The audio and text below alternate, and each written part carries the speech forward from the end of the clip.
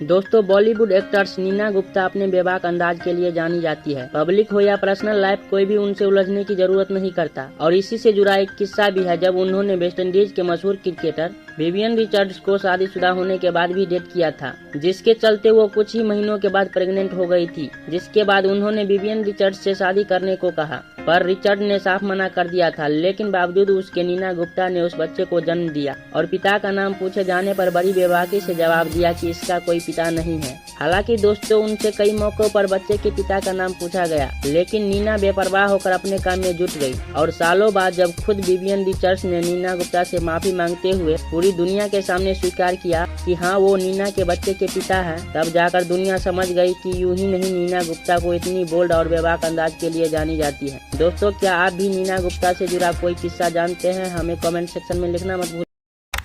दोस्तों, Indian women IPL शुरू होने से पहले ही बीसीसीआई को मालामाल कर दिया और पाकिस्तान की पीएसएल की पुंगी बजा दी। कैसे, मैं आप लोगों को बताता हूं। दरअसल हाल ही में विमेन आईपीएल को टीवी पर दिखाने के लिए उसके मीडिया राइट्स को लेकर बोली लगाई गई थी। और हैरानी की बात यह है कि इस बोली में विमेन आईपीएल के मीडिया राइट्स को मायाकॉम कंपनी ने 951 करोड़ रुपए में खरीद लिया है, जो कि पाकिस्तान के पीएसएल से 3 गुना ज्यादा है। मतलब कि इंडिया का मेंस आईपीएल तो छोड़िए, विमेन आईपीएल भी पाकिस्तान के पीएसएल को धूल चटा दी है। और इसलिए पाकिस्तान के लोग पीएसएल का मजाक उड़ाना शुरू कर दिया है। हालांकि इसके बाद कम से कम पाकिस्तान क्रिकेट के बुद्धिजीवी लोग बाबर की तुलना विराट कोहली से तो नहीं करेंगे, क्योंकि उसकी तुलना में तो हमारी विमेन क्रिकेट टीम भी काफी ज्यादा आगे है। दोस्तों, आप इस पर क्या कहना चाहेंगे? हमें कमेंट सेक्शन में लिखना मत भूलिए।